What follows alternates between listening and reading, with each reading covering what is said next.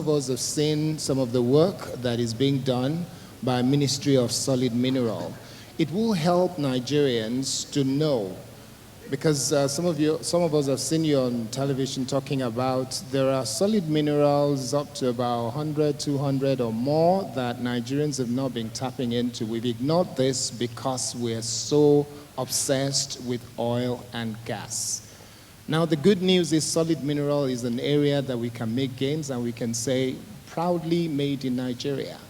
What are the specifics that we can point to, and how can the business sector represented by a large number of people here and those watching at home, how do they tap into it to be able to get something from the soil and also add value to it so that we're not exporting raw materials again?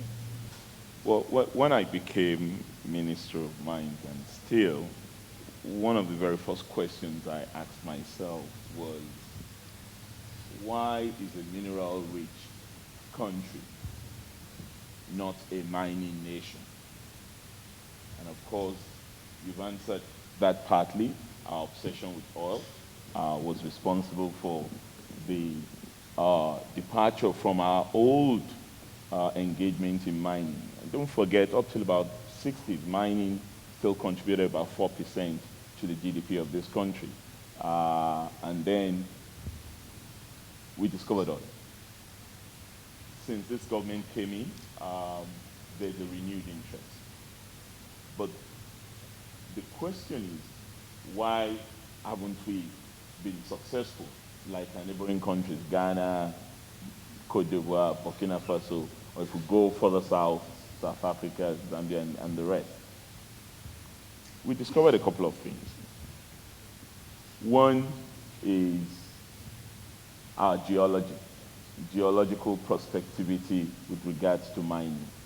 Yes, we have 44 odd minerals, but not all of the 44 odd minerals are in commercial quantity.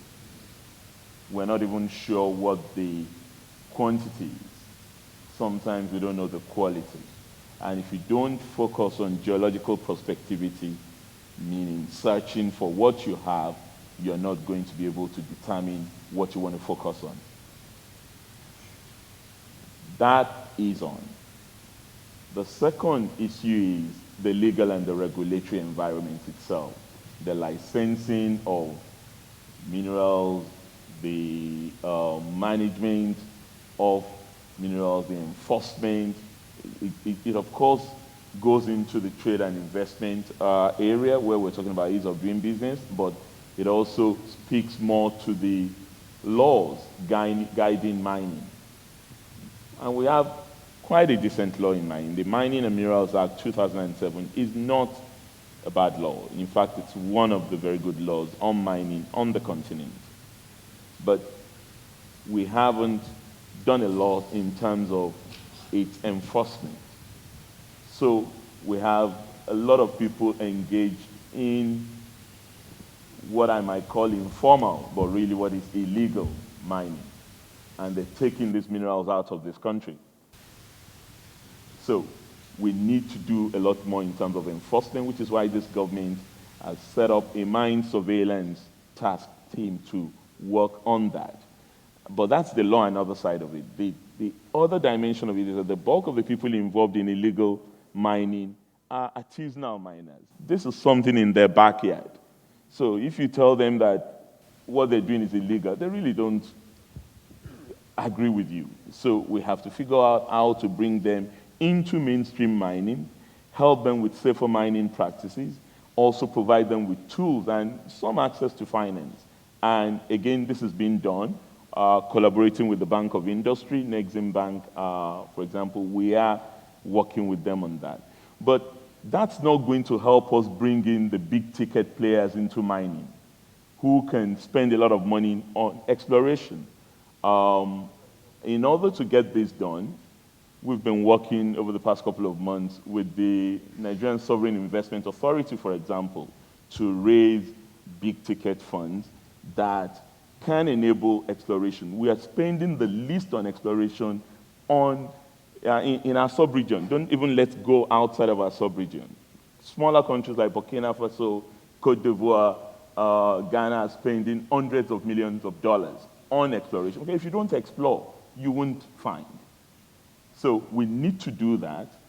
But much more importantly, we need to ensure that we begin to also focus on made in Nigeria. The bulk of what we do, we take out.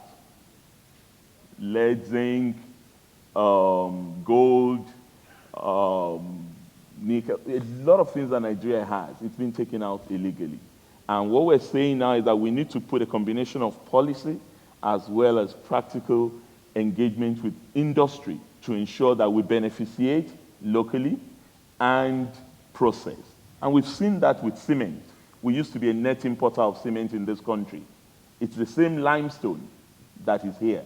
Now, we're not only self-sufficient, we're a net exporter. And we can replicate this. That's why we've chosen a few minerals in the roadmap that the minister spoke about earlier to ensure that we improve on local production and local processing and then help build the industrial base of the country. So without turning these minerals into processed products, we wouldn't be able to achieve what we want. What will then be the timeline for us to say Unfortunately, mining is not one of those quick win sectors that you're looking for. And we have to be really upfront. There's no point pretending that we're going to turn around everything in mining in 18 months.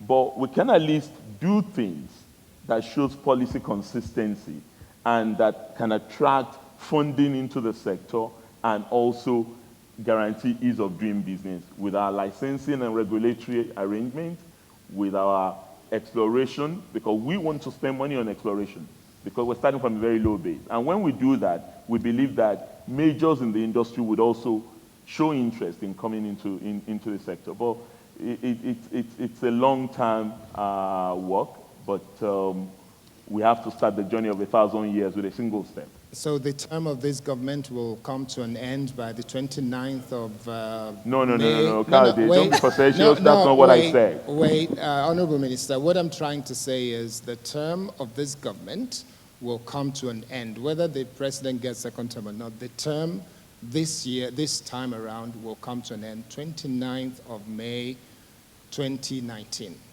Between now and 2019, what specifics, what things would you say Nigerians should expect to see when it comes to mining, solid mineral, and so on? What should we be happy to say? We're going to be very happy because by 2019 we will see ABC. Okay, I can give you a few. Before the end of this administration, Nigerians can expect to see us translate our policy with regards to bitumen into actual processing for asphalt in road construction. That's one.